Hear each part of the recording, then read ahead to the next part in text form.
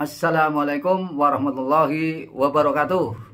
Alhamdulillahirabbil alamin. Wassalatu wassalamu ala asrofil anbiya'i wal mursalin wa ala alihi wa sahbihi ajmain. La haula wala quwwata illa billahi aliyyil azim. Amma ba'd. Para pemirsa yang dimuliakan Allah, marilah kita panjatkan puji syukur kehadirat Allah Subhanahu wa taala yang telah melimpahkan hidayah, inayah dan barokah, dan melimpahkan rizki, iman, Islam dan kesehatan, serta rizki-rizki yang lain. Salam dan salawat semoga tercurahkan kepada junjungan kita Nabi Muhammad sallallahu alaihi wasallam. Allahumma shalli alaihi. Qala Allah taala fil Qur'anil azim, a'udzubillahi minasyaitonir rajim. Bismillahirrahmanirrahim.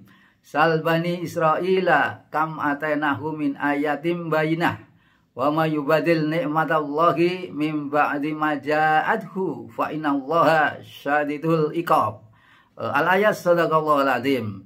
Surat Al-Baqarah ayat 211 yang artinya kurang lebih, tanyakan kepada Bani Israel berapa banyak bukti-bukti yang sampai kepadanya. Barang siapa yang menukar kenikmatan setelah kenikmatan itu datang kepadanya, maka sungguh siksaan Allah adalah sangat pedih. Mari kita lanjutkan kisah mengenai Bani Israel. Kali ini kisah mengenai Nabi Yusuf alaihissalam. Nabi Yusuf adalah satu di antara 12 anak dari Nabi Yakub. Ibunya Rahel atau Rohil adalah wanita yang cantik, sehingga Yusuf pun menjadi pemuda yang tampan. Kisah Yusuf dimulai ketika Nabi Yusuf bermimpi bahwa matahari, bulan, dan 11 bintang sujud kepadanya. Atas mimpi ini Nabi Yusuf menceritakan kepada ayahnya. Namun ayahnya sudah mengerti akan takwil mimpinya dan pesan kepada Yusuf agar tidak menceritakan kepada saudara-saudaranya. Nanti saudaranya pasti marah. Saudara-saudara Yusuf tidak senang kepada Yusuf karena menganggap ayahnya tidak berlaku adil, hanya menyayangi Yusuf. Suatu hari saudara-saudaranya izin kepada ayahnya agar Yusuf boleh diajak bermain. Padahal tujuannya adalah jahat untuk membunuh atau membuang. Diajaklah Yusuf main. Lalu Yusuf dimasukkan ke dalam sumur tua. Ya. 3 hari sesudahnya ditemukan oleh musafir saudagar dan dibawalah ke Mesir. Di sana dijual murah di pasar budak. Lalu bangsawan Mesir yang namanya Futikar membelinya dengan harga agak murah juga. Futikar beristri Zulekha. Nabi Yusuf dipelihara hingga dewasa, tumbuh menjadi pemuda yang sangat tampan. Pada akhirnya Zulekha tertarik. Ya, suatu hari Zulekha menggoda, memaksa Yusuf untuk bertindak tidak senonoh. Yusuf menolak karena Yusuf takut kepada Allah. Tapi Zulekha memaksa, ya, sampai Yusuf lari dikejar, menggapai bajunya dan robek di bagian belakang. Ya, begitu lari di depan pintu, di sana ada Futikar, ya, atau suaminya yang dijuluki juga Al-Aziz. Ya. Dengan serta-merta Zulekha berteriak bahwa Yusuf berniat untuk berbuat tidak senonoh kepada dirinya. Al-Aziz tenang, ya, maka dipanggillah saudaranya untuk bersaksi siapa yang bersalah. Ya. Saudaranya bilang apabila baju Yusuf robek di bagian depan maka Yusuf yang salah. Tetapi apabila baju robek di bagian belakang, maka Zulekha yang salah. Ternyata baju robek di bagian belakang, berarti Zulekha yang salah. Atas kejadian ini, Al-Aziz tenang. Ya, bilang sama Yusuf agar kejadiannya tidak diceritakan kepada orang lain. Tapi akhirnya bocor juga. Masyarakat Mesir mengetahuinya. Tentu akhirnya jadi bahan gunjingan, ya, bahan cibiran. Zulekha ya tidak enak tentunya. Akhirnya memanggil petinggi-petinggi, istri-istri petinggi kerajaan, ya, agar dia tahu mengapa dirinya berbuat demikian. Diadakanlah perjamuan. Di sana disajikan buah-buahan dan disediakan pisau untuk mengiris. Ya, mulailah perjamuan. Ya, lalu Yusuf dipanggil untuk tampil di tengah mereka. Nah, begitu Yusuf tampil, ya, ibu-ibu dari istri pejabat itu ya, terkejut, terperangah. Loh, ini Yusuf ini manusia apa malaikat? Jadi bukan manusia, ini malaikat. Nah, ini disebutkan dalam Al-Quran. Ya, istri-istri pejabat itu terlena, terpesona, sampai lupa diri. Akhirnya sampai jari jemarinya diiris-iris sendiri. Ya, tentu atas kejadian ini Zulaikha kan puas. Ya, nah itu kamu baru tahu sekali aja sudah lupa diri. Lah saya setiap hari melihat Yusuf. Tapi akhirnya Yusuf tetap di penjara untuk menutup aib keluarga Zulaikha. Ya. Di penjara Yusuf ketemu dua orang tahanan. Dua orang tahanan bermimpi dan menanyakan kepada Yusuf arti dari mimpi itu. Yusuf bisa mentakwilkan mimpi karena petunjuk Allah.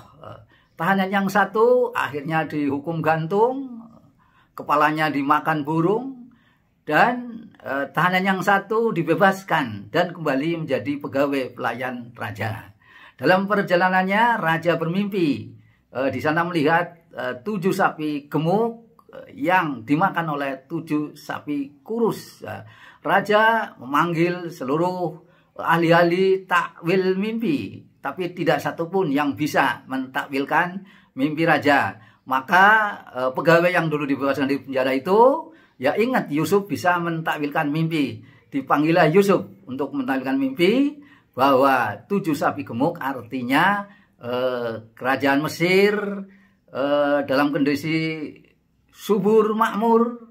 Namun 7 tahun berikutnya ada musim paceklik. Ya, atas kepiawaian Yusuf, maka diangkatlah Yusuf sebagai menteri raja. Ya, Yusuf bekerja dengan baik, maka datanglah ya 7 tahun. Ya, setelah 7 tahun datanglah 7 tahun masa paceklik. Masa paceklik melanda seluruh negeri, termasuk negeri tetangga. Negeri tetangga di mana ayah Nabi Yusuf, Nabi Yakub tinggal di Kanaan, juga dilanda paceklik. Maka Nabi Yakub menyuruh anaknya untuk membeli bahan pangan di Mesir. Saudara-saudaranya datanglah ke sana. Yusuf mengerti wajah-wajah dari saudaranya, namun saudaranya tidak mengerti wajah Yusuf. Maka dibawakanlah pangan itu untuk dibawa pulang tentunya, ya, dengan uang untuk membeli dikembalikan. Ya. Tapi Yusuf pesan bahwa nanti kalau kesini lagi membawa saudaranya yang namanya Binyamin. Maka saudara-saudara itu bilang sama ayahnya bahwa Binyamin diminta untuk datang ke Mesir. Tentu Nabi Yakub ragu-ragu, ya, pengalaman dulu Yusuf bilang sampai sekarang nggak ketemu. Tapi akhirnya dengan bujuk rayu dan menceritakan kebaikan Yusuf, maka ayahnya memperbolehkan membawa Binyamin. Binyamin sampai ke Mesir, dan di Mesir ditahan oleh Yusuf, nggak boleh pulang, dan Yusuf bersiasat, ya, seolah-olah keluarga itu mencuri barang-barang kerajaan, ya, padahal itu sebagai siasat agar Binyamin tetap tinggal. Ya. Berikutnya saudara itu cerita kepada ayahnya bahwa Binyamin ditahan, ya, sedih ayahnya. Tapi akhirnya saudaranya itu datang lagi Mesir, bahwa dia adalah dalam keadaan sedih, ya. Maka Yusuf bercerita bahwa dirinya adalah dulu yang dibuang di sumur tua. Ya, saudaranya tentu sedih dan kaget, ya, minta maaf, tapi ya Yusuf memaafkan, ya. Akhirnya disampaikan ke ayahnya, dan akhirnya ayahnya dan keluarganya semuanya dipindah ke Mesir, ya, jumlahnya kira-kira ya antara 70 ya sampai 80 orang, ya. Di Mesir hidup bahagia sejahtera karena kepiawaian Yusuf mengelola negara, ya. Yusuf, ya, beristrikan Zulekhoh, ya artinya menjadi raja. Itulah kisah Yusuf, ya, untuk pelajaran bagi manusia sebagaimana firman Allah dalam Al-Qur'an surat Yusuf ayat 111, ya.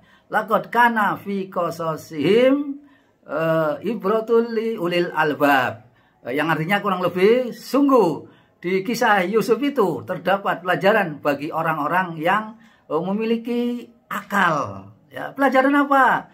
Kisah perjuangan hidup Yusuf yang sengsara, dibuang ke sumur, ya, lalu dijual sebagai budak, difitnah, dipenjara. Akhirnya Yusuf husnul khotimah, menjadi raja di Mesir. Demikianlah kisah Yusuf secara singkat. Insya Allah nanti disambung lagi. Kurang lebihnya mohon maaf. Akhirul kalam. Wassalamualaikum warahmatullahi wabarakatuh.